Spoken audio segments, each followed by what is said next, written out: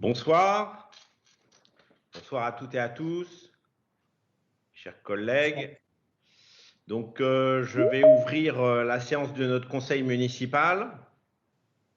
En premier lieu, et formellement, maintenant vous en avez l'habitude, je vais procéder à l'appel des membres pour m'assurer du quorum. Donc, je vous demanderai juste à votre nom, bien évidemment, de répondre présent. Laurence Briand. Présente. Les membres pour m'assurer du quorum. Jean-Philippe Dupuis.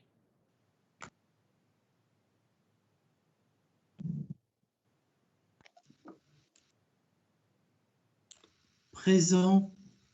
Danielle Rival. Présente. Xavier Lequéré. Présent. Annabelle Garand. Présente. Christophe Mathieu. Présent. Delphine Fillou. Présente. Jean-Yves Levédé.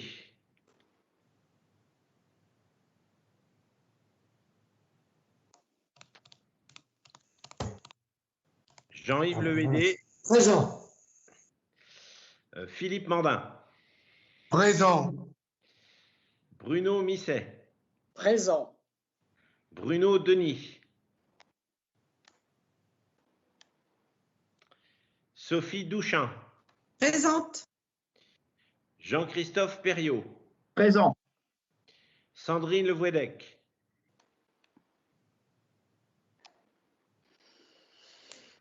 Caroline Glon. Présente. Nathalie Hazard. Présente. Pascal Mabi. Présent. Sophie Massard. Présente. Nicolas Appert. Présent. Stéphane Burban. Présent. Karine Chalier. Présente. Sophie Peureux. Présente. Bertrand Plouvier. Présent. Anne-Laure Berry. Présente. Caroline Leroux. Présente. Dany Lamy. Présente. Luc Domeau. Présent. Jacques Renaud. Oui, présent. Marina Marchais. Présente. Jean-Yves Gontier. Présent. Laetitia English. Présente. Et Anne Boyer. Présente.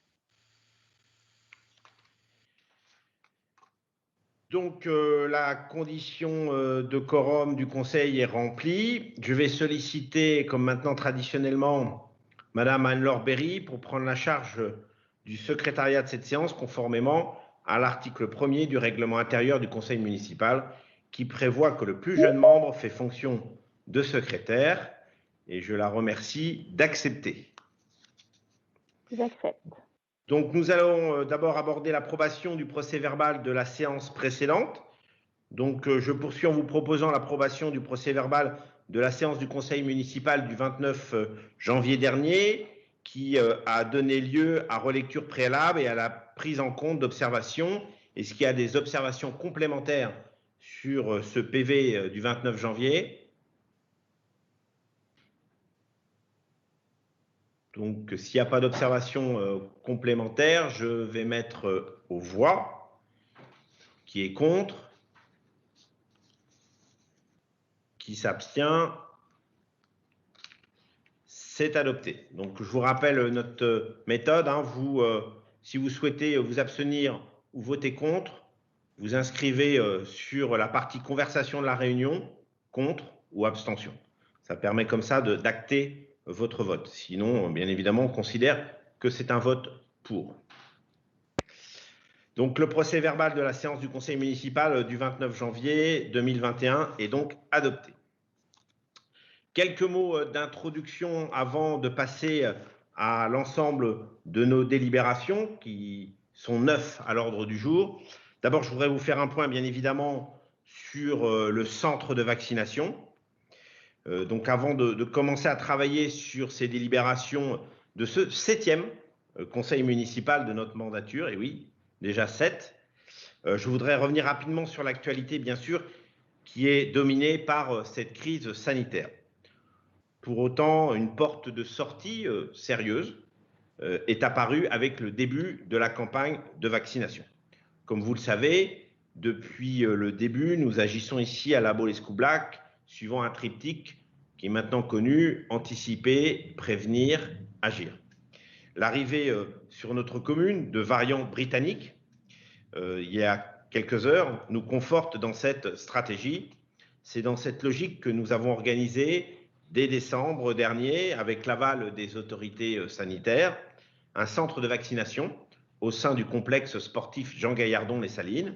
Ce site étant en place depuis plusieurs semaines, mais nous étions bien évidemment dans l'attente de la livraison des premières doses de vaccins. Notre persévérance et notre détermination ont abouti à son ouverture lundi dernier, lundi de cette semaine. Depuis cette semaine, c'est fait, donc du moins pour les professionnels de santé de moins de 65 ans, avec l'obtention de 500 vaccins. Il y a eu à ce jour 274 patients qui ont été vaccinés. Nous continuons donc à ouvrir le centre la semaine prochaine, car nous avons obtenu en plus 200 vaccins supplémentaires. Je remercie bien sûr Annabelle Garand et le docteur Elisabeth Hubert qui président ce si précieux comité de veille et d'information sanitaire pour leur appui. L'Agence régionale de santé nous a en effet demandé de pouvoir, dans un premier temps, se servir de ce centre parfaitement bien organisé. Je remercie bien évidemment l'ensemble des services pour vacciner la population qui est aux avant-postes de la campagne. Saint-Nazaire ne pouvant satisfaire le besoin croissant. Dans la continuité, ce sera bien sûr le grand public qui aura accès à partir du mois de mars, sans qu'une date précise nous ait été donnée pour le moment. Dès que celle-ci sera fixée, nous la communiquerons bien évidemment largement, afin que toutes les personnes de la presqu'île, soucieuses de se faire vacciner, puissent prendre rendez-vous. Je rappelle le numéro vert qui a été mis en place, le 0800 00 51 57, afin de répondre aux interrogations. Il a reçu depuis lundi 1116 appels. Au passage, l'un des arguments qui a permis de remporter cette ouverture est le fait que, par exemple, 8 centres de vaccination ont été ouverts en Mayenne pour à peine 310 000 habitants, 9 centres seulement en Loire-Atlantique avec plus de 1,4 million d'habitants. Et notre département, comme vous savez, est l'un de ceux qui compte le plus de personnes âgées et donc une population à risque. L'ARS et la préfecture ont ainsi pu constater que ce site était parfaitement opérationnel, tant au niveau humain que matériel, qu'il allait au-delà d'un simple aménagement d'une salle des fêtes ou d'une salle de sport. Je remercie vraiment aussi également la région des Pays de la Loire, qui a apporté une contribution financière de 10 000 € pour nous soutenir dans cette mise en place. Une fois la campagne de vaccination bien lancée sur notre territoire, courant mars, avec sans doute les vaccins Pfizer et ou Moderna, il est alors fort probable que ce centre de vaccination même ne suffise pas pour satisfaire les besoins de toutes les communes de notre communauté d'agglomération et de ses quelques 73 000 habitants. Peut-être sera-t-il alors utile d'un autre site soit installé plus au nord de notre territoire. Quoi qu'il en soit, je le répète une nouvelle fois, tout mettre en œuvre pour faciliter l'accès aux vaccins à tous ceux qui le désirent est vraiment un devoir d'élu, car plus que jamais, il apparaît comme aujourd'hui la principale solution de sortie de cette crise tout à la fois sanitaire et malheureusement aussi économique et sociale. Autre sujet que je voulais aborder ce soir, étant donné qu'il est très récent dans l'actualité, c'est un sujet qui revêt une certaine importance, la fiscalité de l'intercommunalité. Lors du débat d'orientation budgétaire qui a eu lieu hier soir, le nouveau président de Cap Atlantique a proposé d'augmenter la fiscalité intercommunale en 2021. Je tenais à vous informer que je me suis fermement opposé à cet acte politique de ce début de mandature. D'abord, procéder à des augmentations fiscales en 2021 ne me semble pas pertinent dans le contexte que nous connaissons. Ensuite, sans entrer dans une querelle d'experts, pour une question de méthode, il faut déjà commencer par identifier puis chiffrer les projets structurants avant toute réflexion sur la fiscalité. Ça me semble être du bon sens. De plus, le document budgétaire qui nous a été communiqué pour débattre sur cette question importante ne comportait aucune information quant à l'impact direct pour chaque commune et pour les contribuables, et bien sûr notamment la Baule. D'une façon générale, la suppression de la taxe d'habitation par l'État, suppression qui n'est toujours pas encore clairement compensée, ne doit pas amener les collectivités locales comme une sorte de réflexe pavlovien à faire subir une augmentation de la taxe foncière par l'intercommunalité. Certes, il y a des besoins et ils sont réels, mais nous pouvons aussi et nous devons aussi faire des choix. Un exemple, dans l'immédiat, je pense que par souci d'économie, ne devons-nous pas abandonner la construction d'un siège pour Cap Atlantique, très onéreuse, pour privilégier, par exemple, la location de bâtiments administratifs. Comme ce débat sur le budget intercommunal risque d'avoir des incidences sur celui de nos administrés, il me semblait important de vous présenter ma position et celle de mes collègues qui, ici, dans la majorité, siègent à Cap Atlantique. Autre point d'actualité qui me semble très important, c'est bien sûr d'aborder maintenant différentes délibérations. Alors, il y en a une première en amont dont je voudrais vous parler, qui est au menu du conseil municipal, et je voudrais insister sur plusieurs points. D'abord, le premier concerne la mise à jour du tableau des effectifs. En effet, nous constatons depuis peu de nombreux indicateurs qui traduisent l'attractivité retrouvée de notre ville, et c'est une excellente nouvelle. Est-ce un effet direct du contexte sanitaire, avec le développement du télétravail? Peut-être la simple traduction d'une tendance du moment qui s'accentue, ou même déjà les prémices de notre volonté d'inciter certaines populations de venir vivre et travailler, comme on dit, au pays des vacances. Sans doute tout cela à la fois. Toujours est-il que les faits, les chiffres sont là, concordants. En début d'année, l'INSEE a publié les chiffres et les derniers chiffres à jour de la population, lesquels montraient que le nombre total d'habitants de la Baule, Escoublac, est en légère progression, restant toujours d'une courte tête la plus importante ville de la presqu'île. Cette progression traduit deux phénomènes. D'abord, la conservation globale de notre population sur notre territoire, ce qui est important, et puis l'arrivée constante de nouveaux résidents qui compensent décès et départs. Autre fait parlant, la possibilité pour notre ville de majorer son surclassement en tant que commune balnéaire. Nous en avons déjà parlé, je ne reviendrai pas dessus, lors du précédent conseil municipal. Je rappellerai juste qu'auparavant, nous étions surclassés en communes équivalent 40-80 000 et que dorénavant, la possibilité de passer en équivalent 80-150 000. Cela se traduit donc par une très forte augmentation de nos capacités d'hébergement, au-delà des seules résidences secondaires ou des capacités d'accueil de courte durée. Un peu dans le prolongement de cette évolution, il y a un autre indicateur qui est l'immense majorité des agences immobilières se soucient aujourd'hui de ne plus avoir assez de biens pour répondre à la demande. J'imagine que vous avez eu aussi tous ces retours. Ce constat est au passage d'autant plus irritant que, dans le même temps, nous subissons les caprices d'une ministre et qui nous a fait subir l'application bête et méchante de la loi SRU sans tenir compte de nos réalités territoriales. Quoi qu'il en soit, cette pénurie de logements disponibles a dès à présent des répercussions, notamment sur notre service urbanisme. Celui-ci a vu exploser le nombre de dossiers à instruire. Il a maintenant jusqu'à 2 permis de construire à traiter par jour. Ces dossiers concernent aussi bien des créations, des extensions ou même des rénovations. C'est pourquoi, pour faire face à cet afflux de demandes, il nous est apparu la nécessité de le renforcer pour maintenir un service public de qualité. Vous constaterez ainsi dans le tableau des effectifs une anticipation de ces besoins. C'est le même cas pour la police municipale qui ne dispose pas aujourd'hui encore de moyens humains nécessaires pour remplir correctement toutes ces missions qui se trouvent décuplées de fait par l'augmentation régulière de la population et de l'afflux croissant, et on le voit encore pendant ces vacances de février, de l'afflux croissant de vacanciers et de résidents permanents. La presse s'en est fait l'écho encore aujourd'hui. En comparaison avec des communes similaires à la nôtre, nous sommes encore en dessous des besoins estimés. Autre point et dernier ou avant-dernier point de l'actualité, je voulais parler de la situation notamment sociale et de nos plus jeunes. C'est aussi pourquoi j'ai pris le parti que notre commune accentue son offre en direction des étudiants en recherche d'un stage qualifiant. Ce sera à la fois l'occasion de renforcer une de nos missions de service public, le droit à l'apprentissage, tout en répondant à des besoins ponctuels pour le fonctionnement de nos services, sans incidence, bien sûr, budgétaire.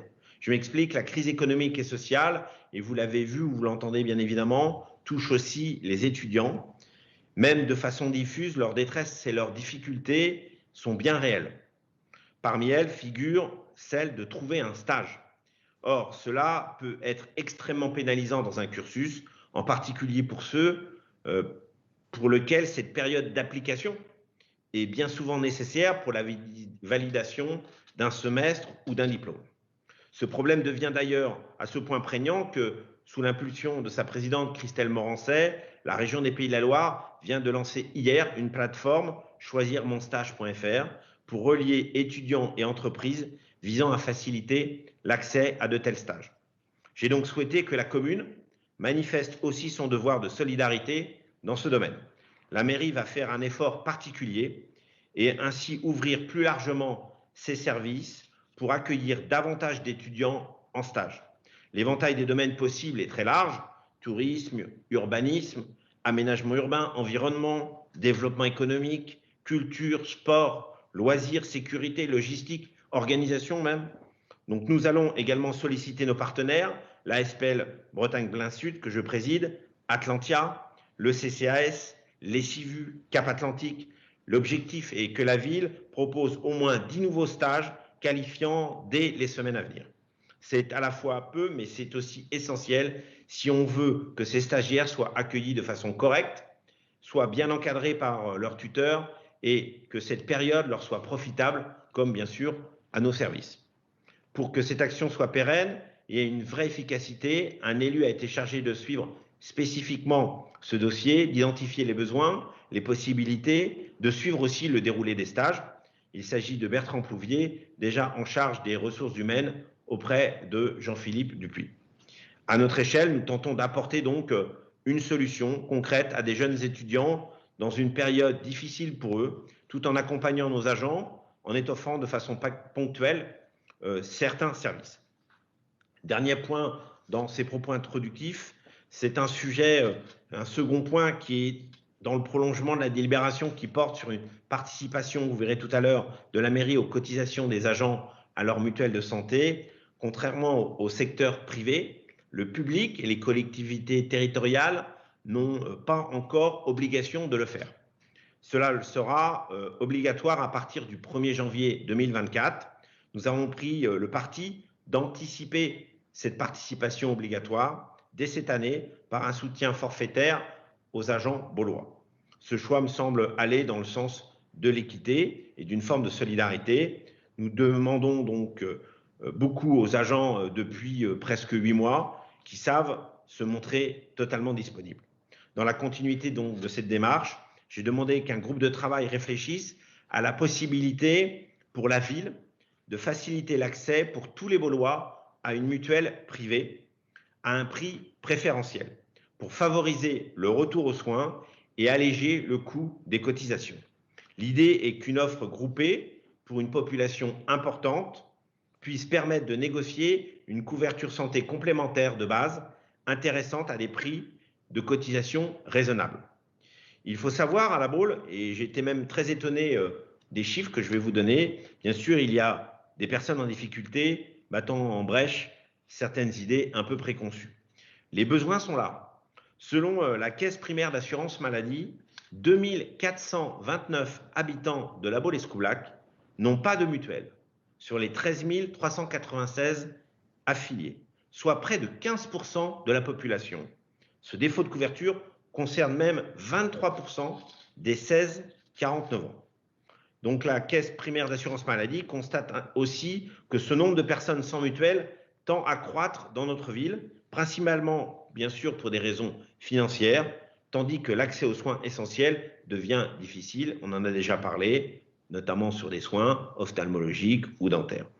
Une tentative avait déjà été faite en 2015, mais n'avait pas abouti ou n'avait abouti à rien jusqu'à sa mise en sommeil en 2018. Cette période difficile, issue d'une crise sanitaire, aura au moins permis de nous rappeler que la santé, pour finir sur ce sujet, est la première de nos richesses. Elle aura aussi contribué à remettre à l'honneur des valeurs comme le partage et la solidarité. Il n'y a donc aucune raison pour que nous laissions des personnes sur le bord de la route en matière de santé. C'est pourquoi j'ai initié cette réflexion, parce que nous avons également, bien sûr, en tant qu'élus, des devoirs sociaux. Voilà ce que je voulais vous dire en propos introductifs. Je vais commencer par la première des 9 délibérations. Je vais garder la parole et après je transmettrai la parole aux différents élus concernés. C'est la mission de coordination de l'année du cheval. On a déjà parlé de ce sujet, mais je voulais le formaliser à travers une délibération. Comme vous le savez, du 13 au 16 mai 2021, le stade François-André accueillera le Longines Jumping International de La Baule, qui entrera dans le cycle de préparation des Jeux Olympiques de Tokyo cet été pour les meilleurs cavaliers mondiaux. Comme vous savez aussi, on a décidé que 2021 sera l'année du cheval à La Baule-Escoublac autour de la 60e édition de notre concours de saut d'obstacles créé en 1960, qui avait été suspendu en 2020 en raison bien sûr de la pandémie. On ignore encore quelle jauge d'accueil du public sera autorisée pour cet événement, même si les dernières décisions de la ministre de la Culture nous permettent de voir à peu près les dispositions qu'on pourra prendre. Nous devons donc valoriser toute cette année le lien particulier qui unit notre commune au cheval. Donc je propose, et je vous en avais parlé, de confier à Madame Virginie Fontaine, cavalière passionnée, la mission de coordonner pour la ville tous les événements de l'année en lien avec le cheval.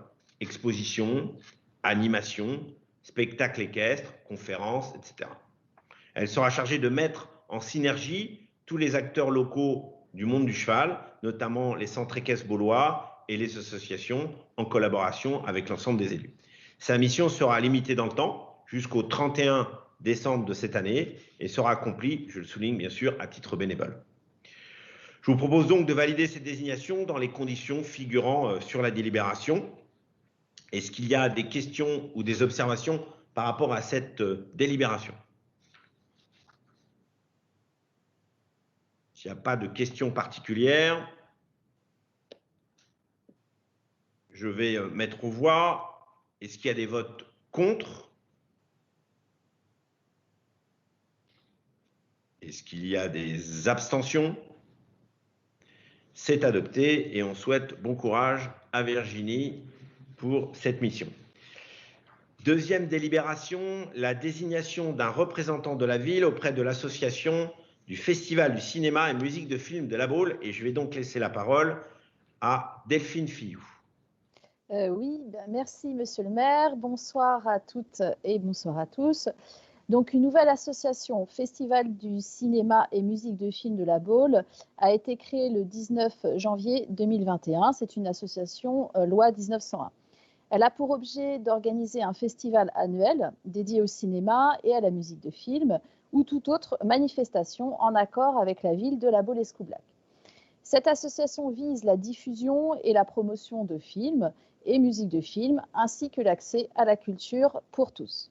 Elle est composée de plusieurs types de sociétaires. Parmi ceux de droit figure un représentant ou une représentante de la ville de La Baule-Escoublac, désigné parmi les membres du conseil municipal. Le représentant désigné par la ville est dispensé de cotisation, peut se faire remplacer par un autre membre du conseil municipal et participe avec voix délibérative aux assemblées générales. L'association est gérée par un conseil d'administration constitué de 10 membres, soit donc le représentant désigné par la ville et 9 membres élus pour 3 ans par l'Assemblée générale élective parmi les sociétaires actifs et rééligibles. Je cite Mesdames et Messieurs Baratier, Djebali, Langlais, Mahler, Sarver, Schwartz, Mergier, Lator et Madame Ulron Frachon. Les membres du bureau sont élus parmi les membres du conseil d'administration Outre les cotisations des membres actifs de l'association, les produits des fêtes et manifestations et autres dons ou subventions diverses, les ressources de l'association peuvent également provenir de subventions de l'État ou de collectivités locales, régions, départements, villes de la Baule-Escoublac. Le conseil d'administration se réunit au moins 2 fois par an et l'assemblée générale de l'association au moins 1 fois par an. Donc, compte tenu de l'intérêt de ce type de manifestation, je vous propose d'approuver la nomination de Madame Delphine Fillou en qualité de représentante de la ville auprès de cette association et celle de Monsieur Jean-Yves Levédé, son suppléant, afin qu'il participe aux prises de décision correspondant à l'objet de cette association. Je vous remercie. Merci Delphine Fillou. Est-ce qu'il y a des questions ou des observations sur cette délibération concernant le Festival du film?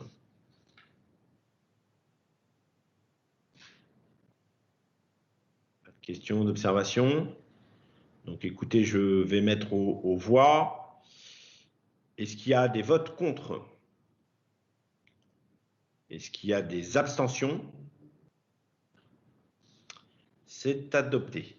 Alors, délibération numéro 3, le remplacement d'un membre au comité consultatif du GESI, et je laisse la parole à Annabelle Garand.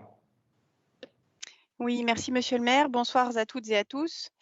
Donc, lors de sa séance du 25 août 2020, le conseil municipal a délibéré pour reconduire le comité consultatif du GESI. Ce comité est chargé d'examiner tout problème d'intérêt communal relatif à ce quartier baulois et ainsi de prendre en compte les aspirations de ses habitants et de leurs attentes. À cet effet, l'Assemblée avait désigné les élus municipaux invités à y siéger, à savoir moi-même, Annabelle Garand, Sophie Douchin, Sandrine Levoédec, Jean-Yves Gontier et Anne Boyer. Nous avions également désigné des représentants extérieurs en les personnes de Lionel Dribaud, Michel Lebars et Laurent Serveur. Monsieur Jean-Yves Gontier a présenté sa démission et souhaite que Madame Dany Lamy le remplace au sein de ce comité de quartier du GESI. Je vous propose donc d'accepter le remplacement de Monsieur Gontier, démissionnaire, par Madame Lamy, comme représentante du conseil municipal au sein du comité consultatif du GESI. Je vous remercie. Merci Annabelle Garand. Est-ce qu'il y a des observations sur cette délibération? Madame Boyer.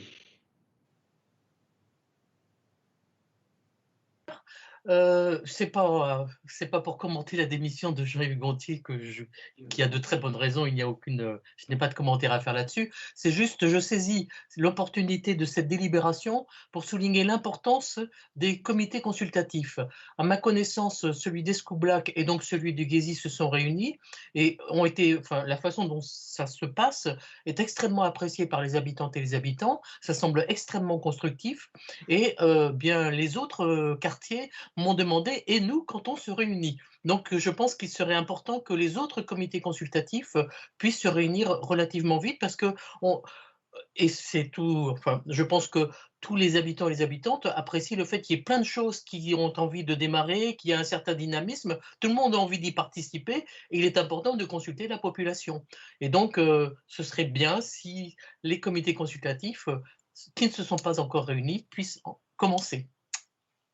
Oui, bien sûr, vous avez totalement raison. Alors, c'est vrai que le contexte du moment n'est pas simple en matière d'organisation, même si il y en a 2 qui ont réussi à s'organiser. Mais c'est vrai que le démarrage a été plus compliqué dans le contexte sanitaire dans lequel on est. Monsieur Gontier. Bonsoir, monsieur le maire. Bonsoir, chers collègues, et bonsoir au public qui nous suit. Oui, alors j'aimerais simplement rappeler tout d'abord ce à quoi je participe, puisque je participe à 4 commissions et comités consultatifs au titre de mon mandat de conseiller municipal et chef de file de l'opposition de la ville de La Baule.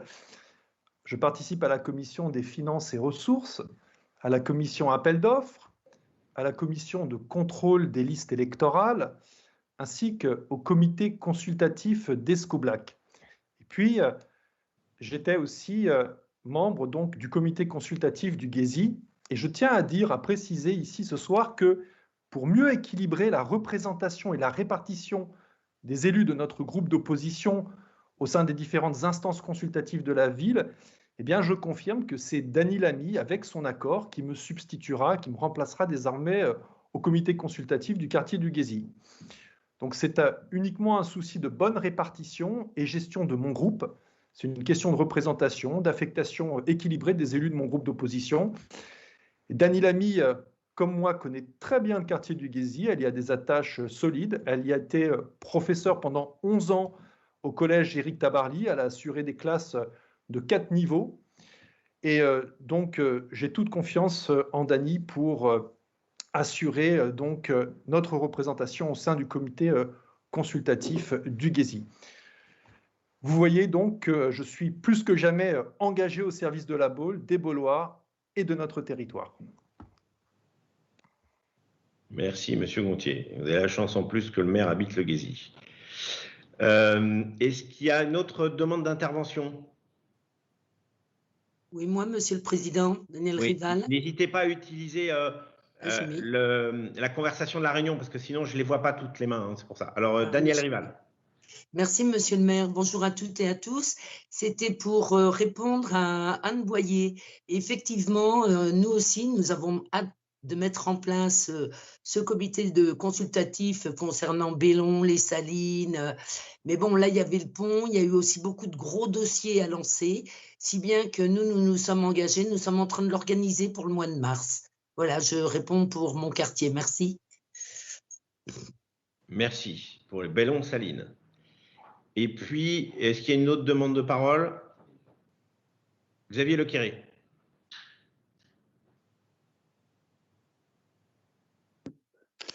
Oui, merci Monsieur le maire, chers collègues, mesdames, messieurs. J'ai une petite question. Déjà, je rebondis sur les propos de Anne Boyer où je vais totalement dans son sens, c'est-à-dire que le comité consultatif est un outil que l'on a pour, en fin de compte, percevoir les demandes de nos concitoyens et de pouvoir les rapporter dans les commissions où l'on siège tous. Donc ça, c'est le premier point. Le deuxième point, c'était pour Monsieur Gontier. Alors, presque il me rassure, c'était juste de savoir si, dans le cadre du comité consultatif des School Back, et d'ailleurs je dois prévoir une deuxième réunion très bientôt, on avance vite, et donc j'ai eu connaissance de votre démission au Guésy, qui était quand même votre quartier de cœur. Il me semble, voilà, j'avais cette question de savoir si je pouvais compter sur vous pour le comité consultatif à School Back et pour les prochaines réunions. Voilà. Merci, Monsieur Lequéré. Vous voulez répondre immédiatement, Monsieur Gontier? Je vous laisse la parole. Je pense que ce serait bien, oui. Merci, voilà. Monsieur le maire. Alors, cher Xavier, bien évidemment, comme je viens de le rappeler, de le préciser tout à l'heure, je fais partie de 4 instances représentatives de la ville de La Baule, dont le comité consultatif du quartier d'Escoublac. Et je continuerai à faire partie, et vous pouvez compter sur mon engagement au sein du comité consultatif d'Escoublac. Merci, Monsieur Gontier. Eh bien, vous m'envoyez. Attendez, je vais laisser la parole à Monsieur Renaud. Oui, merci, Monsieur le maire. Merci, Daniel, de nous confirmer, ou à peu près, la réunion du comité consultatif de la région Bellon-Salon, du quartier Bellon-Salines-Floralie-Carcassonne. J'avais eu l'occasion de discuter justement avec Daniel Rival à ce sujet. Elle m'avait donné des éléments qu'elle a donnés tout à l'heure sur les difficultés de se réunir compte tenu du contexte. Mais bon, maintenant que ça va pouvoir peut-être se faire en mars, c'est vrai que ça sera quand même pas mal. C'était effectivement une demande, que je rejoins ce que disait Madame Boyer. Et bien sûr, on se préoccupe de cela. Je pense que ce sera une bonne chose qu'on puisse le faire dès que ce sera possible, parce que c'est vrai que les gens, ça veut dire qu'ils comparent, mais ils regardent un petit peu ce qui se fait ailleurs. Et voilà, ils sont demandeurs. Merci beaucoup. Très bien. Vous pourrez vous installer au salle des Floralie, étant donné que la centre de vaccination est à Jean Gaillardon. Donc, on a gardé la salle associative, les salles associatives. Une demande de Monsieur Bertrand Plouvier. Oui, je viens compléter, Monsieur le maire, mes chers collègues, en vous donnant une date précise également, puisque le comité consultatif de la Baule-les-Pins se réunira le samedi 20 mars. On s'est consulté avec les autres présidents de comités consultatifs de manière à pouvoir installer ces différents comités consultatifs de la ville, et surtout parce qu'on souhaite aussi y faire participer des agents et des responsables de service. Par exemple, lors du prochain comité consultatif de la Baule-les-Pins, on aura le plaisir d'accueillir Marc Bréa, le directeur des espaces verts, pour parler justement de la lutte contre les chenilles processionnaires, qui est un enjeu sur le quartier de la Baule-les-Pins. Et on accueillera également Alain Doré, le directeur des services techniques, qui fera un point également sur les travaux, parce qu'il y a beaucoup de travaux qui ont été mis en place, comme dans toute la ville, et notamment sur le futur aménagement et la concertation citoyenne qui a été lancée par Xavier Lequéré sur la place René Coty. Voilà, donc le samedi 20 mars. Et on se réunira, malheureusement, on ne se réunira pas dans le quartier, puisque les conditions sanitaires ne nous permettent pas de nous réunir dans le quartier de la Jarriche, donc on se réunira en mairie centrale. Merci, Monsieur Plouvier. Jean-Christophe Perriot.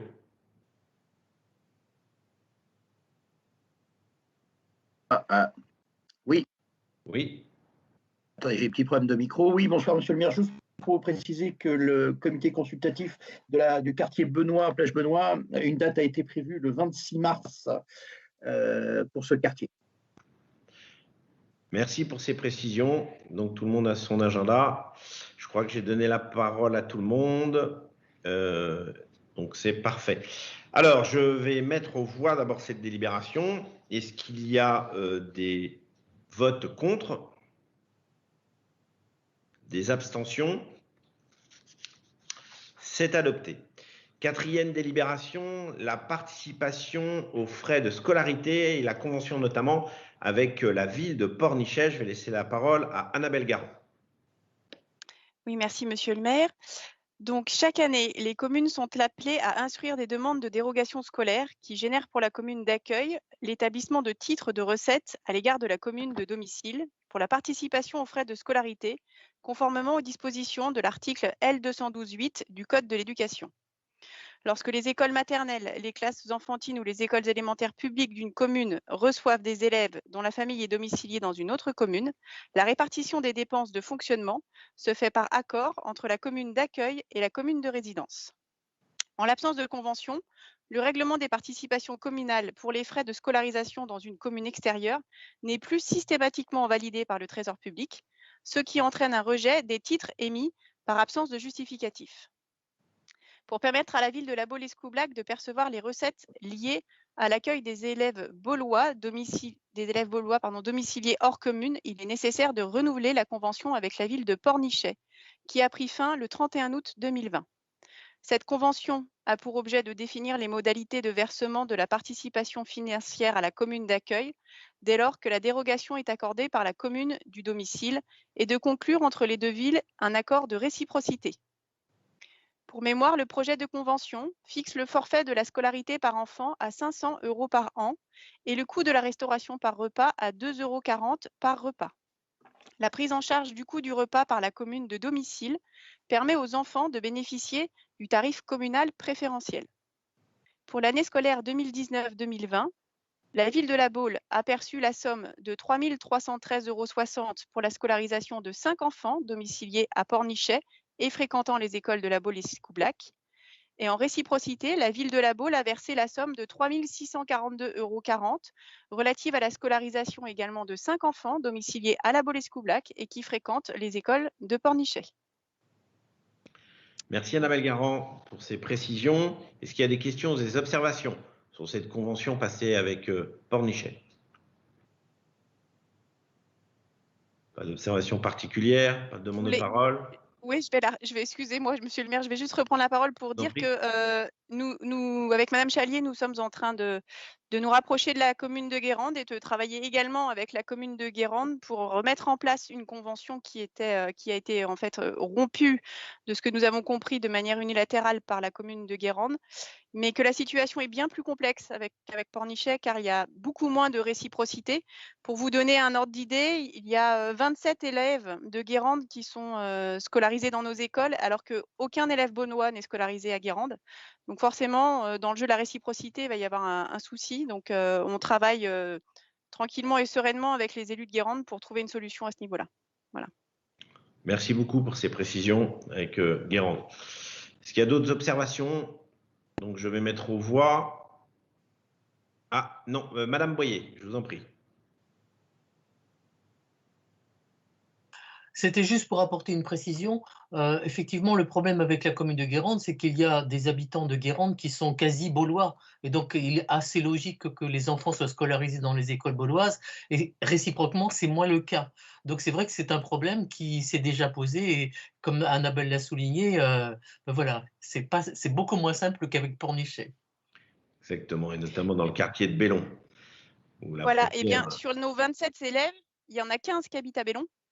Et les élus de Guérande nous ont clairement dit que pour elles, c'était tout à fait normal, pour ces enfants-là et ces familles-là, c'était tout à fait normal qu'on arrive à s'entendre sur une convention. Après, c'est pour les autres élèves sur lesquels il faut qu'on fixe un cadre, tout simplement. Voilà. Merci beaucoup. Donc, je vais mettre aux voix la délibération. Est-ce qu'il y a des votes contre? Des abstentions? C'est adopté. Cinquième délibération, la modification du règlement intérieur des activités périscolaires municipales. Je vais redonner la parole à Annabelle Garand. Oui, je vous remercie. Donc, le protocole de fonctionnement des activités périscolaires municipales mis en place à la création de la mini-section internationale constitue à la fois un document d'information et un règlement intérieur des activités qui nécessite une validation du conseil municipal pour permettre son application et sa diffusion aux familles. Ce projet de règlement intérieur permet d'intégrer les évolutions organisationnelles de la MIS liées à l'intégration des élèves des écoles privées et à l'arrivée également d'un nouveau professeur. L'article 8 intègre également la possibilité de modification de l'organisation des activités périscolaires au regard de l'état d'urgence sanitaire. Je précise que l'activité de chant choral est actuellement suspendue pour une durée indéterminée, car cette activité ne permet pas de respecter les protocoles sanitaires en vigueur dans les écoles, notamment la distanciation et le port du masque. Pour compléter votre information, la MIS comprend actuellement 10 classes avec un effectif maximum de 15 élèves par classe, donc un effectif total possible de 150 élèves. Nous avons actuellement 105 élèves inscrits, écoles privées, qui fréquentent nos écoles privées et nos écoles publiques. Et sur ces 105 élèves, 27 élèves se sont inscrits nouvellement en fréquentant nos écoles privées. Là, vous avez tous les éléments. Merci Annabelle Garand pour ces précisions. Est-ce qu'il y a des observations ou des questions sur cette délibération?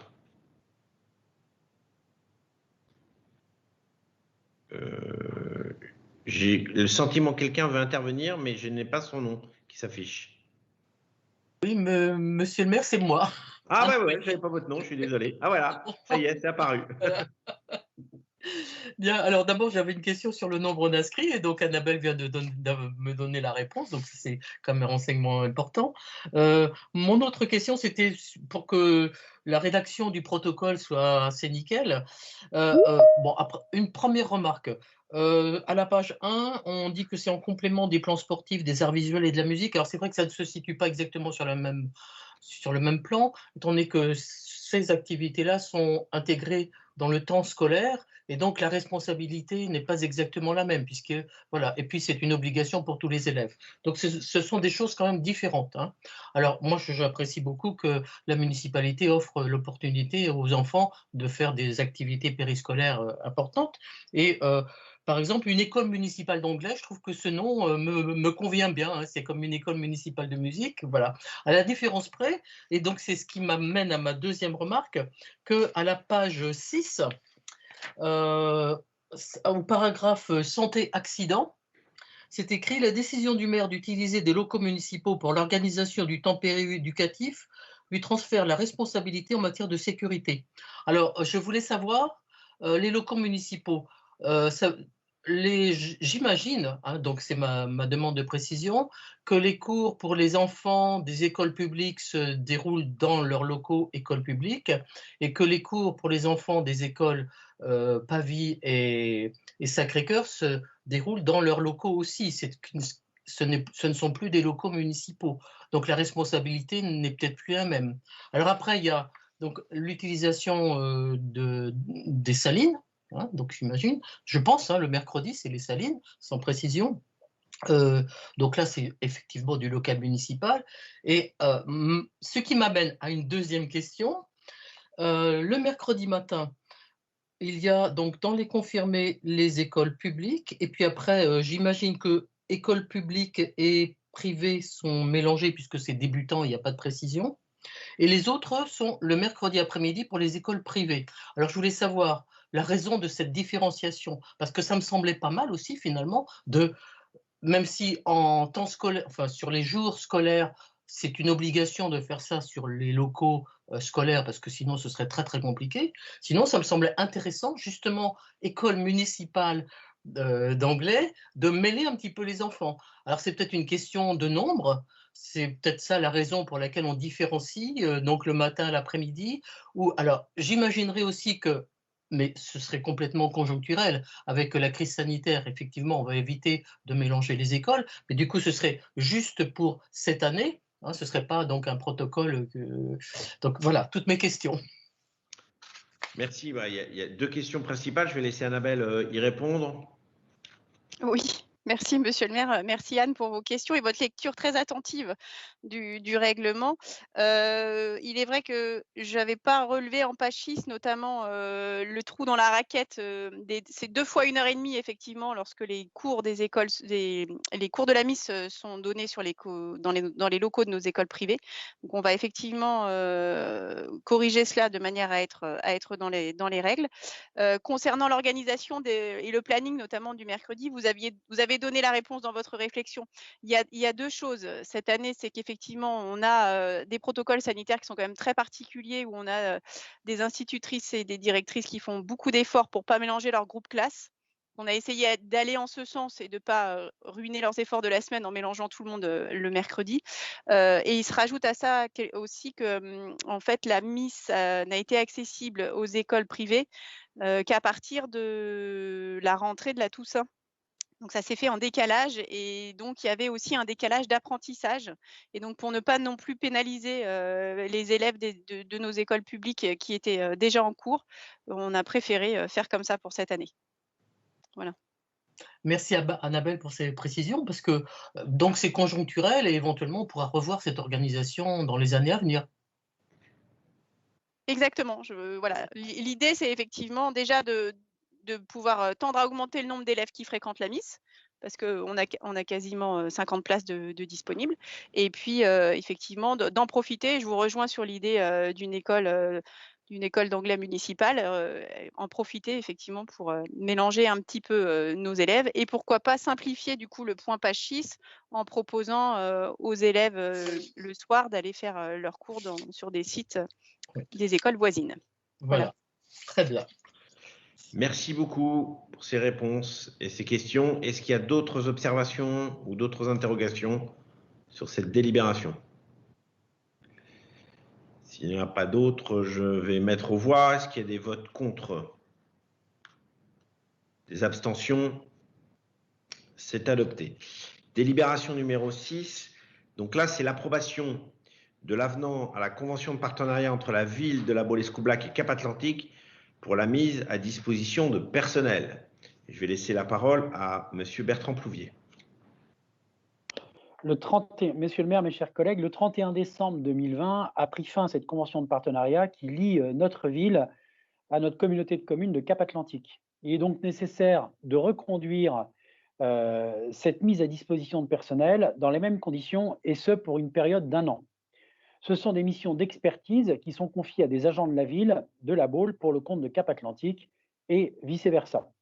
Concernant le personnel de la ville, on est impacté parce qu'on a une mission relative de la gestion de notre parc automobile à hauteur de 10% du temps de travail de notre gestionnaire qui va vers Cap-Atlantique. Et concernant le personnel de Cap-Atlantique qui vient vers la ville de La Baule, eh bien, globalement, c'est la direction de l'administration générale, le service de la commande publique et la gestion des assurances qui sont mutualisées avec Cap et la ville de La Baule. Enfin, on a également un conseiller de prévention des risques, hygiène et sécurité, qui est mis à disposition auprès de la ville à hauteur de 50% de son temps de travail, et une chargée de mission, contrat et financement de projet, qui est mise à disposition de La Baule à hauteur de 50% de son temps de travail. Mes chers collègues, je vous demande et je vous propose d'approuver l'avenant à cette convention de partenariat pour une durée renouvelée d'1 an. Merci pour cette présentation. Est-ce qu'il y a des questions et des observations concernant cette délibération sur la mutualisation avec Cap? Pas de questions particulières ou d'observations. Je vais mettre aux voix. Est-ce qu'il y a des abstentions? Des oppositions? C'est adopté. Alors, un sujet que j'ai évoqué tout à l'heure dans mes propos introductifs, la participation à la mutuelle des agents. Et pour cette 7e délibération, je laisse la parole à Jean-Philippe Dupuis. Merci, Monsieur le maire. Bonsoir à toutes et à tous, chers collègues. La protection sociale complémentaire est le mécanisme d'assurance facultative permettant aux agents de faire face aux conséquences financières des risques prévoyance ou santé. Il existe 2 types de protection complémentaire. La prévoyance, c'est un maintien de salaire qui intervient au terme de la protection statutaire et qui assure le maintien intégral du salaire en cas de maladie, maternité ou accident du travail. La ville de La Baule-Escoublac participe déjà au financement de cette mutuelle qui maintient le salaire en cas d'arrêt maladie. La santé, par contre, est la prise en charge des frais non remboursés par la sécurité sociale en matière de soins courants. Aujourd'hui, il est proposé au conseil municipal d'entériner la participation de la ville à cette protection sociale concernant la santé à hauteur de 30 € par agent selon les modalités suivantes. Protection sociale complémentaire santé. Tous les agents peuvent adhérer à une protection sociale complémentaire, fonctionnaires, agents non titulaires ou retraités. Seuls les actifs peuvent bénéficier d'une participation employeur. Sont donc exclus du bénéfice de cette participation les agents en disponibilité et les retraités. La participation financière des collectivités, dans le secteur privé, l'employeur est tenu de participer à hauteur de 50% à la mutuelle des agents. Le montant de la participation est facultatif pour l'instant pour les communautés. Ce montant de 30 € proposé par mois et par agent peut être réservé aux agents disposant d'un contrat dit labellisé. La labellisation d'une mutuelle est pour la fonction publique territoriale les mutuelles correspondant à MNT, Harmonie Mutuelle, Allo Santé.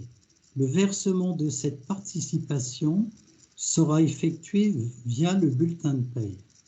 La participation versée par la collectivité est soumise à l'impôt sur le revenu.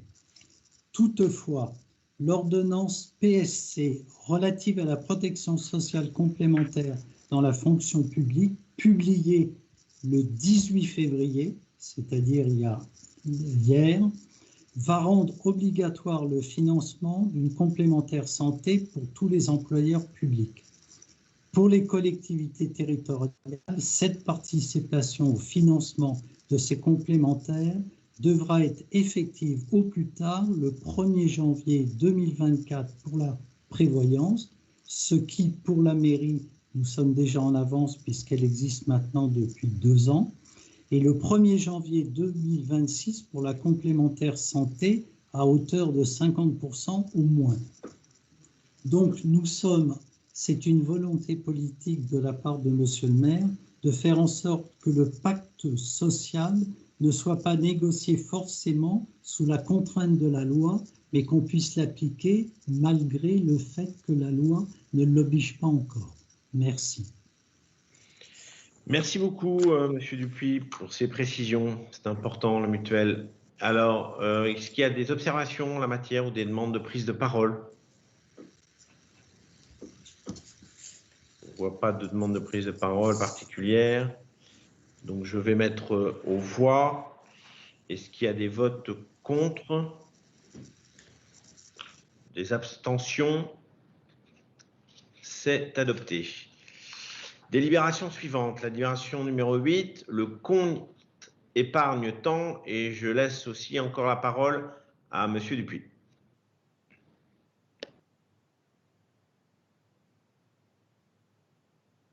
Il faut mettre votre micro, Monsieur Dupuis, il faut ouvrir votre micro.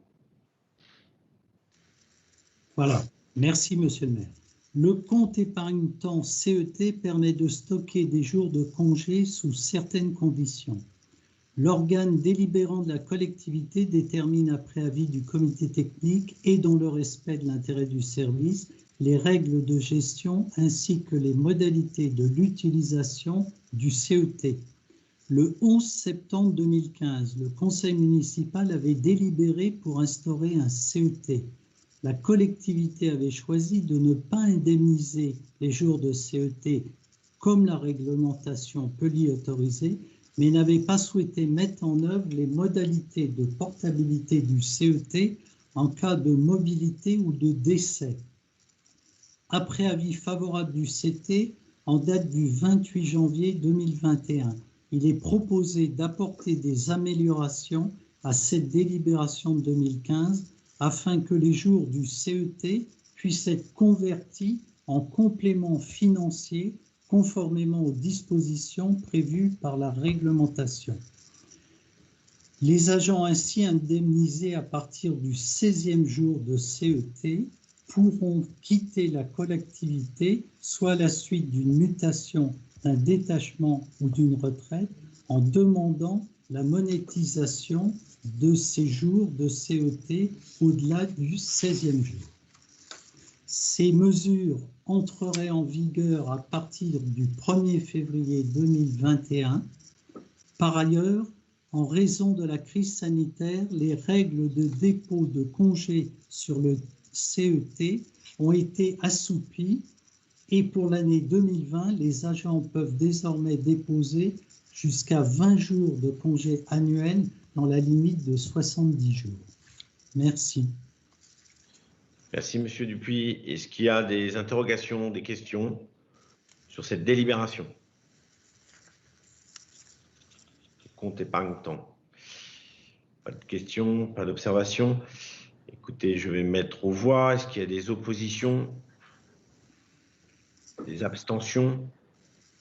C'est adopté. Délibération sur le tableau des effectifs et je vais laisser toujours la parole à Jean-Philippe Dupuis. Merci, Monsieur le maire.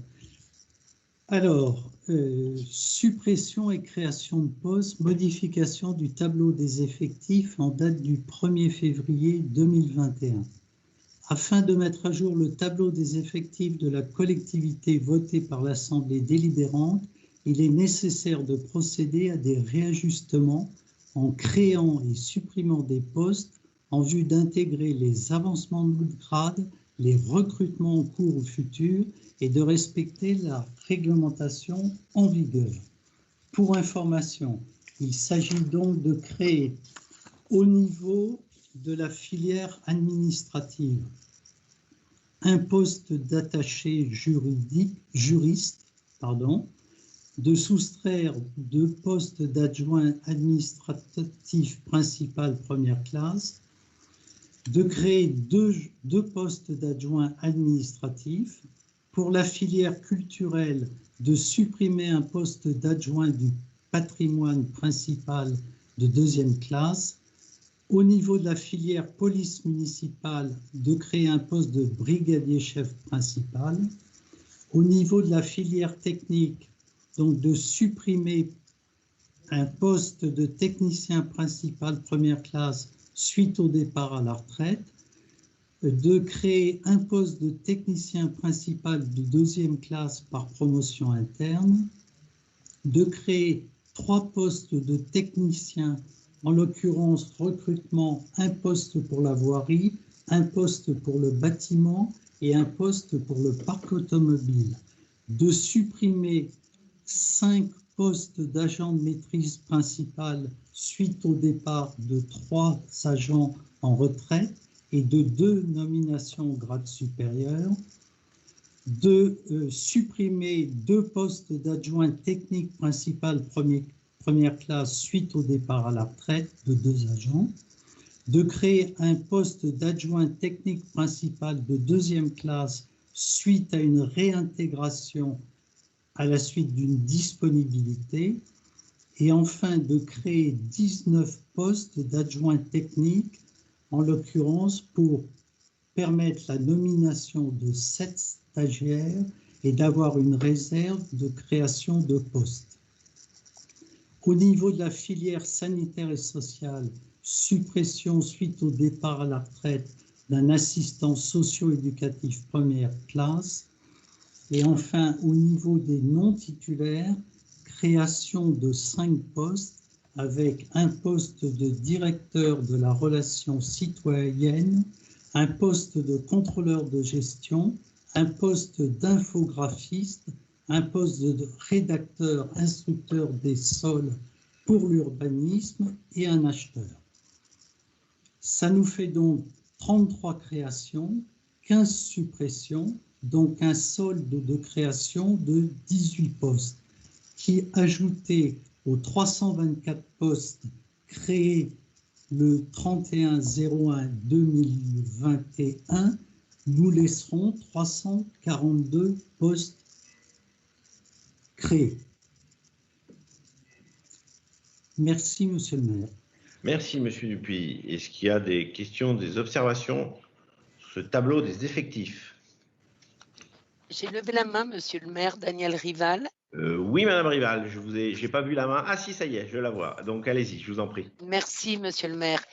Par rapport à ce tableau des effectifs, je voulais intervenir et compléter vos propos en introduction de ce conseil municipal, puisque concernant le service urbanisme, et je confirme en plus tous les départs en retraite au niveau du bâtiment, voirie, tous les bâtiments qui sont rue Mermoz, concernant le service urbanisme, bon, nous avons un changement de poste en interne, donc c'est une suppression puisqu'on a un rédacteur, un instructeur, pardon, qui va partir sur un poste à la bibliothèque, et donc nous avons recréé un poste pour surtout pas perdre cet instructeur. Et je voudrais vous dire, mes chers collègues, que je suis très contente d'avoir un nouveau poste d'instructeur, parce que je vais vous donner quelques chiffres. Simplement sur la période du 1er janvier 2021 au 16 février 2021, puisque le tableau a été fait le 16, les déclarations préalables, donc les autorisations de travaux, il y en a eu 139 d'instruits. Les déclarations d'intention d'aliéner, il y en a eu 76, plus un travail, le fait que l'État nous ait mis en carence, il y a un travail à faire, c'est que toutes ces déclarations d'intention d'aliéner que nous recevons au service de l'urbanisme doivent partir en préfecture. Le permis d'aménager, c'est un gros lot, hein.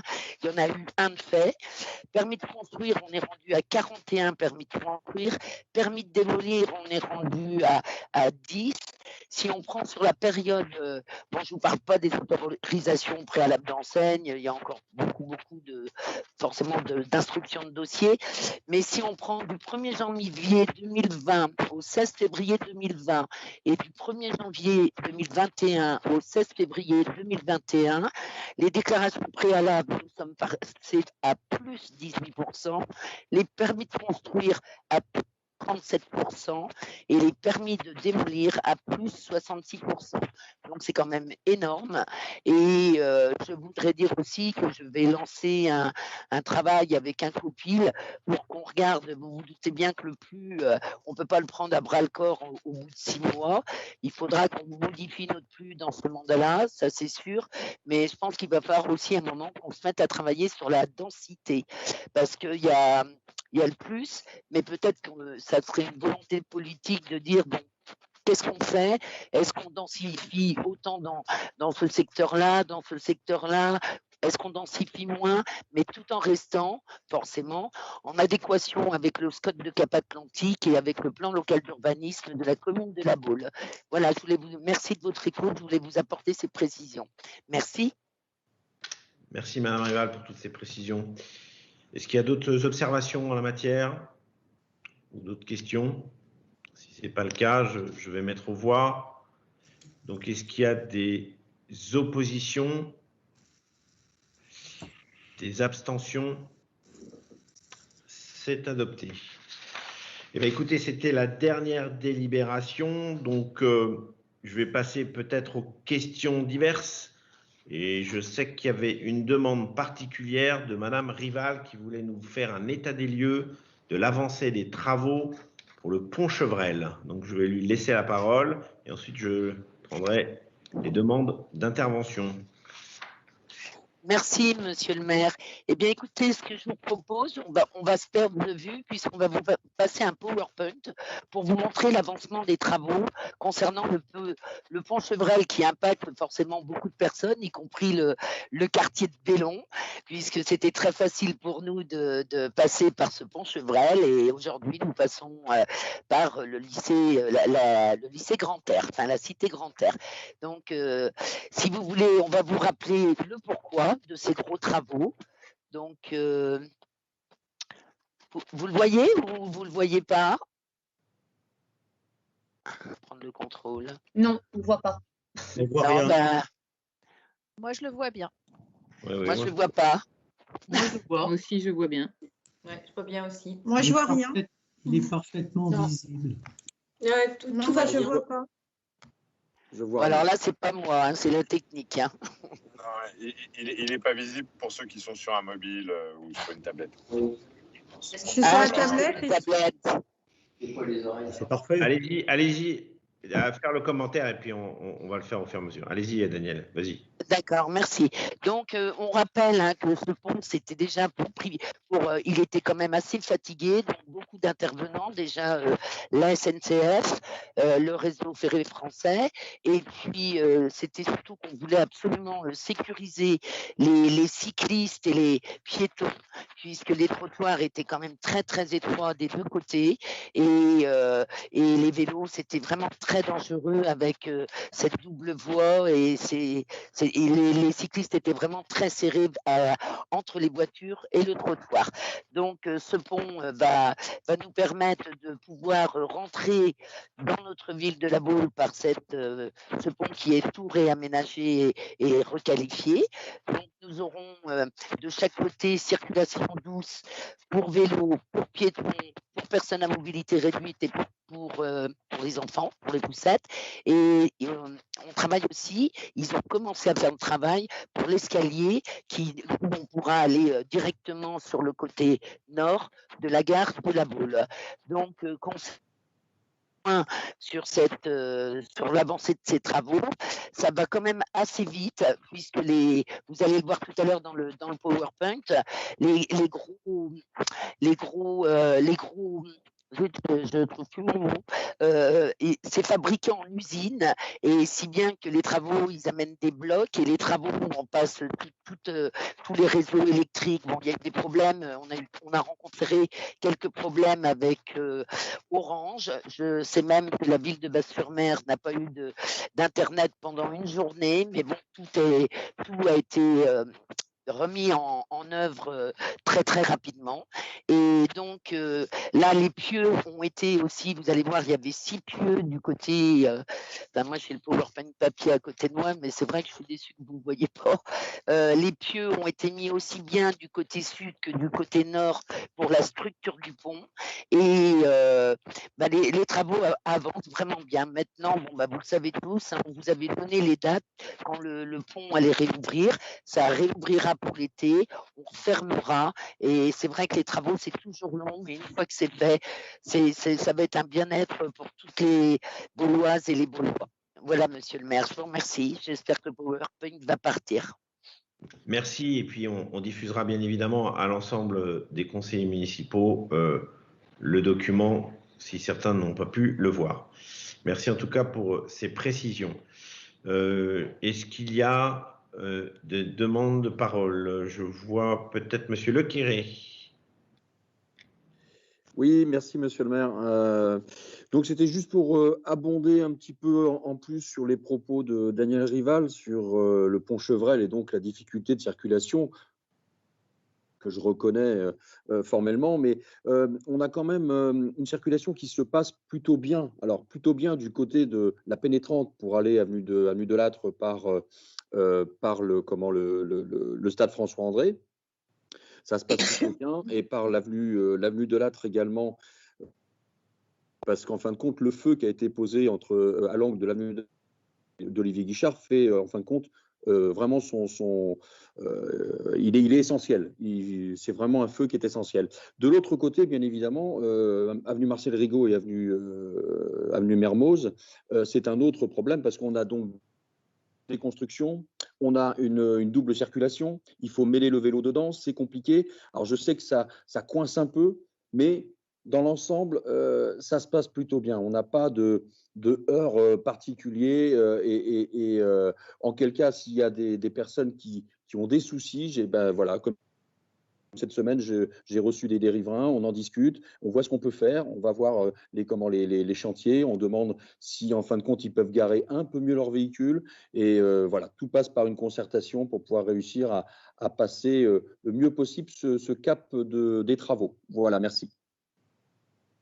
Merci Xavier pour ces éclaircissements. J'ai une demande de question de la part de Christophe Mathieu. Merci, Monsieur le maire. Bonsoir à toutes et tous. Ce soir, je voudrais vous faire un point rapide sur le dossier du Sporting Tennis Club, que tous les amateurs de sport de la Baule Escoublac connaissent forcément. Premier point que vous devez savoir, la ville qui est propriétaire du site a pris à son compte sa rénovation complète. Ces travaux importants ont pour but la réhabilitation notamment du bâtiment principal et du clubhouse. Agrandissement, mise aux normes environnementales, accès aux nouvelles technologies. Il représente un coût environ de 3 millions d'euros. Quelques travaux de finition sont en cours avec une livraison prévue pour la saison estivale. Le deuxième point, la ville travaille également en collaboration avec le club pour redéfinir le projet sportif, incluant les 3 raquettes, tennis, paddle et squash. La Baule souhaite que cette structure soit pérenne d'ici à 2 ans, c'est-à-dire que le club devra acquérir l'autofinancement. Le troisième point, au vu des nouveaux équipements financés par la mairie, le but est de redynamiser le club sportif et même de proposer également de l'événementiel sous différentes formes. Pour rappel, le site dans lequel il faut inclure celui du Garden, qui lui est associé, a été retenu par le comité d'organisation des Jeux d'été Paris 2024 comme centre de préparation aux JO. Ce choix traduit la qualité de cet équipement suite aux investissements consentis par la ville. Il est donc normal que nous soyons attentifs à son fonctionnement et à son accessibilité à l'ensemble des résidents baulois. Je vous remercie. Merci Christophe Mathieu. La parole à Madame Lamy. Oui, merci Monsieur le maire. Bonsoir mes chers collègues. J'aurais voulu avoir quelques précisions sur un sujet qui me tient d'autant plus à cœur que j'avais essayé de l'initier pendant le précédent municipal et qui est le rapprochement des 2 écoles des Pléiades. Alors, je trouve que c'est une excellente idée. Je pense que tout le monde en sera bénéficiaire, les enfants, les enseignants. En revanche, j'ai cru comprendre qu'il y avait certaines inquiétudes du côté des parents quant à la sécurité à l'entrée et à la sortie de l'école. Parce qu'au niveau de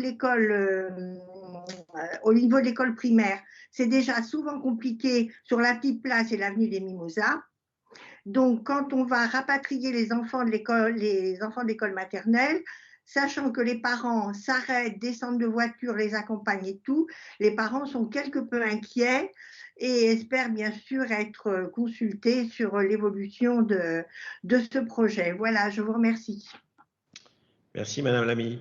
J'ai participé au conseil d'école des Pléiades avec Annabelle Garand. Je vais laisser la parole à Annabelle Garand. Et c'est vrai que ce sujet-là a été relevé. Je crois qu'on est intervenu de façon rapide sur un sujet. Mais je laisse Annabelle, en l'occurrence, la parole. Oui, merci. Merci Dany pour aborder ce sujet. Effectivement, c'est un sujet d'actualité, comme vient de le rappeler Monsieur le maire. Nous l'avons donc présenté au dernier conseil d'école qui a eu lieu jeudi, pas celui-ci, mais donc il y a une dizaine de jours. C'est un sujet effectivement qui forcément, comme tout changement, au départ, crée des inquiétudes. Il n'est pas du tout de notre volonté de l'imposer à quiconque, comme ce que nous avons dit lors du conseil d'école, mais bien de travailler en concertation. Après, il faut un petit bémol, il faut tempérer les choses. Beaucoup de gens nous reprochent de ne pas être au courant. En fait, il y a forcément un moment où il faut qu'on mette au courant les gens. Avant, ils ne sont pas au courant. Enfin, voilà, en termes de timing, des fois, voilà, on a quand même On est arrivé en juillet, on a visité tous les établissements, on a réfléchi, on en avait parlé encore une fois ensemble en commission, on a réfléchi également avec les autres adjoints et monsieur le maire, on a regardé la faisabilité au niveau technique et début janvier, parce qu'il ne s'agit pas non plus de mobiliser tout le monde si l'idée n'est pas réalisable, donc on a pris le temps de la réflexion. Mi-janvier, nous avons rencontré les directrices avec qui nous avons partagé cette idée. Qui ont eu un accueil tout à fait favorable parce qu'elles ont elles-mêmes, donc avec un projet de plan, elles se sont elles-mêmes approprié le sujet, elles ont retravaillé les plans, donc on les a revus une dizaine de jours plus tard. Et nous attendions, nous attendions également le fameux conseil d'école pour mettre au courant les parents d'élèves, ce qui a été fait mi-février. Donc, on peut difficilement faire plus vite et avant de mettre au courant les gens, ils ne peuvent pas être au courant. Donc ça, c'est un premier point. Le second point, c'est qu'effectivement, nous en avons même parlé au comité consultatif du Guésy. Nous avons, à la fin de ce comité, fléché 5 groupes de travail, dont un spécifiquement sur l'accessibilité à l'école, auquel sont amenés à participer les membres du comité consultatif du Guésy. Donc, vous pourrez tout à fait nous y rejoindre avec grand plaisir. Et nous avons convenu avec Madame Chalier et la vie scolaire d'envoyer et de prévoir une réunion à la rentrée du 8 mars, là, le 8 ou le 11 mars, une réunion avec les parents d'élèves, donc 2 représentants de parents d'élèves des maternelles, 2 représentants de parents d'élèves des élémentaires, également les représentants de l'IME et les directrices. Donc tout ça se fait et avance tranquillement. Il y a effectivement un point clé au niveau de l'accessibilité sur lequel il faudra que l'on travaille tous et on y a déjà. Et c'est ce qu'on disait avec les parents. Il faut qu'on trouve une solution et qu'on mobilise toutes nos bonnes idées. Et tout ça va se faire en douceur. Si c'est pas réalisable dans un timing qui était le timing idéal, on vous laisse éventuellement essayer de faire ça dès septembre, parce qu'en fait l'autre urgence derrière, c'est la petite enfance. Il faut voir ça aussi, c'est que derrière, en commission petite enfance, la dernière qui a eu lieu, et Nathalie Hazard et Karine Chalier sont là pour en témoigner, on a refusé toutes les demandes parce qu'on croule sous la demande de petite enfance et actuellement, on n'a pas de possibilité d'extension et d'augmenter notre offre. Donc, voilà, il faut jongler avec tout ça. On va le faire prudemment avec tout le monde et voilà, sans imposer nos décisions, bien évidemment. Et si on doit rapprocher nos des écoles qu'en septembre 2022, ça se fera qu'en septembre 2022. Il s'agit que le projet réunisse voilà, le plus de volonté possible et je ne peux pas vous dire mieux. Merci Annabelle. En tout cas, c'est vrai que c'est un quartier qui va avoir besoin d'offres supplémentaires, étant donné qu'il y a de nombreuses maisons notamment qui apparaissent, notamment dans le quartier de l'Hermione, comme vous savez. Donc on va avoir nécessité d'avoir une offre de service public plus importante. Monsieur Jacques Renaud, qui me demande la parole. Oui, merci Monsieur le maire. Je voulais simplement faire quelques observations après les propos tenus par Daniel et Xavier sur le boulevard Chevrel. Ça se passe globalement bien, je suis à peu près d'accord. On observe ça de très près, bien évidemment, dans les quartiers d'avenir. Il y a deux petites choses quand même. Il y a d'abord sur l'axe, on va dire l'axe nord, j'aime pas beaucoup ce mot-là, mais l'axe Mermoz-Rigaud qui permet de passer donc par la partie nord pour rejoindre la Baule-les-Pins. Il y a vraiment une vitesse excessive sur cet axe, sur les deux avenues. Ça pose pas mal de problèmes parce que la voie est étroite, notamment l'avenue Mermoz. Les gens roulent vite, ce sont des gens qui connaissent bien la Baule généralement, et ils roulent vite et c'est assez dangereux. Ça, c'est la première observation. La deuxième, c'est qu'il était prévu que les gens pour aller à la Baule-les-Pins puissent passer par cet axe-là, justement, Mermoz, Rigaud, lycée Grand-Air, etc. et tout. Et j'avais demandé en janvier qu'on signale de façon un peu plus effective cette capacité à rejoindre la Baule-les-Pins par là, parce qu'il n'y a pas de signalisation. Autant elle est tout à fait convenable par Atlantia pour rejoindre le centre-ville, autant pour rejoindre la Baule-les-Pins, il n'y a pas de panneaux qui permettent, notamment pour des gens qui ne sont pas du tout de la région ou des touristes qui arriveraient pour la première fois à la Baule. Voilà, c'était les deux observations. C'est vrai que ça roule vite. Je me demande d'ailleurs si la police ne devrait pas de temps en temps montrer un peu le bout de son nez pour essayer de calmer un peu les ardeurs sur l'accélérateur. Merci Monsieur Renaud. Je vais laisser la parole à Xavier qui va vous répondre, je crois, sur ce sujet. Xavier Lecarry. Oui, merci Monsieur le maire. Monsieur Renaud, donc oui, je prends vos réflexions, d'ailleurs, qui sont des deux points qui sont sensibles, parce qu'ils m'ont été reportés aussi par des riverains. Donc c'est vrai que l'axe Mermoz-Rigaud, comme je disais tout à l'heure, est relativement assez chargé. Alors chargé parce qu'il y a des constructions en cours, chargé parce qu'il y a une circulation qui est dense parce qu'en fin de compte, le matin, vous avez l'embauche, et avant 18 h, il faut rentrer avant le couvre-feu. Donc, où je suis d'accord avec vous, c'est qu'en fin de compte, il y a des gens certainement, qui à un moment donné, s'ils ont un petit peu d'espace, ils appuient. Donc j'ai demandé au service et donc à Bruno Misset et la police municipale de faire quelques contrôles ou au moins d'être un peu plus présent peut-être sur cet axe sur des moments bien précis de la journée, de façon à pouvoir un petit peu réguler peut-être des attitudes qui ne sont pas agréables, et surtout quand vous avez des enfants qui reviennent de cours, encore une fois, à vélo. Moi, c'est ça qui me fout la chair de poule. Voilà, il faut véritablement que les gens soient en sécurité, en confort. Là, ce n'est pas le cas, malheureusement, mais je pense que la police municipale va passer pour ça. Pour votre deuxième point au niveau de la signalisation, alors on a fait la signalisation, mais peut-être pas dans le sens que vous souhaitez, en fin de compte. Il y a une bonne signalisation qui est faite quand on arrive avenue Clémenceau pour envoyer vers Mermoz, Rigaud, dans ce sens-là. Il est vrai peut-être qu'il faudrait qu'on rajoute une signalisation supplémentaire pour mener sur la Jarige ou peut-être envoyer peut-être une indication. Je l'ai noté, donc dès lundi, je vais me mettre sur le dossier. Voilà, merci. Merci Xavier Lequéré. C'est vrai qu'en plus, avec l'intensité des périodes de vacances, on va pouvoir aussi voir l'efficacité de cette signalisation. Je vais laisser la parole à Laurence Briand. Pardon. Bonsoir à tous. Donc, je voulais vous faire un retour d'information concernant notre site de promotion de nos commerçants, J'achète à la Baule. Donc, comme vous le rappelez, cette création de site marchand avait 4 objectifs. Le premier, c'était promouvoir l'ensemble de nos commerçants. Le deuxième, c'était offrir à nos commerçants un site web marchand de qualité, puisque je vous rappelle que plus de 60% d'entre eux n'en avaient pas. Le troisième point, c'était de les inscrire dans une dynamique de communication collective. Et le quatrième point, c'était de créer un élan de solidarité vis-à-vis de tous les Baulois et vis-à-vis de tous les amis de la Baule pour justement soutenir nos commerçants. Donc, le site a été lancé le 11 février avec 70 boutiques en ligne. Aujourd'hui, nous avons 134 boutiques en ligne. Donc, le chiffre a été doublé et nous sommes face à une demande régulière de nouveaux commerçants. Les commerces se répartissent de la manière suivante. Tout d'abord, on a l'alimentaire qui représente 41% des commerces. Puis, pour 26%, c'est tout ce qui est maison et loisirs. Enfin, 21% alimentaire et en dernier, santé et beauté pour 13%. Nous avons eu plus de 110 000 pages boutiques visitées depuis le lancement, ce qui est vraiment considérable. Nos visiteurs se répartissent de la manière suivante, 55% de Baulois, 25% de Parisiens et le reste va se répartir de manière assez large sur la région des Pays de Loire.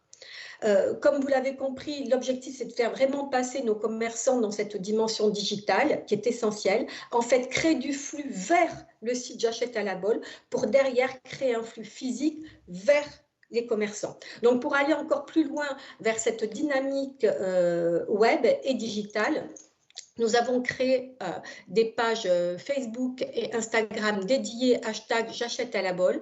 Elles ont été créées le 6 février et entre le 6 février donc, et hier, soit en 12 jours, nous avons plus de 10 000 personnes qui ont visité nos pages. Et bien sûr, de manière concomitante, nous avons continué des ateliers de formation à destination de nos commerçants pour qu'ils puissent activer les liens entre leur page Facebook, leur compte Instagram, le site, et ensuite générer du flux physique vers leur boutique. Voilà. Merci Laurence Briand pour ces précisions et merci aux commerçants qui participent bien évidemment à l'activité de notre ville. Est-ce qu'il y a... Oui, Delphine Fillou. Oui, merci. Je voulais rappeler que Monsieur le maire, en fin d'année dernière, avait doublé le budget de la bibliothèque consacré à l'achat de livres. En début d'année, il a décidé d'allouer un budget supplémentaire pour l'achat de livres numériques et également de doubler le budget alloué au programme culturel qui est déployé tout au long de l'année. Il s'agit des heures du conte, de théâtre, d'invitations d'illustrateurs, de conférenciers. Nous allons pouvoir déployer également une semaine du livre jeunesse, des concours d'écriture et des ateliers créatifs pour tous. Les artistes locaux que nous avons contactés pour leur annoncer la bonne nouvelle sont vraiment touchés par cette marque de confiance et de soutien dans cette période particulièrement compliquée pour la culture. Et donc, toute cette allocation budgétaire témoigne que Monsieur le maire veut renforcer la programmation culturelle pour tous et tout au long de l'année. Merci. Merci Delphine Fillou pour ces précisions. En ce moment, on a bien besoin de culture. Est-ce qu'il y a d'autres demandes d'intervention? Pas d'autres demandes d'intervention? Eh bien, écoutez, je vais remercier l'ensemble de mes collègues et puis l'ensemble de ceux qui nous regardent à travers les écrans pour à la fois leur concentration et leur attention sur l'évolution de cette ville. Alors, nous nous retrouvons sans doute sous la même forme, malheureusement encore, parce que c'est vrai que je préférerais qu'on soit en présentiel plutôt qu'en distanciel, comme on dit aujourd'hui. On se retrouve dans un mois, c'est-à-dire le 19 mars prochain, pour un conseil municipal, sauf aléa, à 18 h, donc à la même heure. Et donc, merci encore pour votre participation et vos éclaircissements pour les Bauloises et les Baulois. Et donc, je lève la séance. Bonne semaine, fin de semaine à tous et à très vite.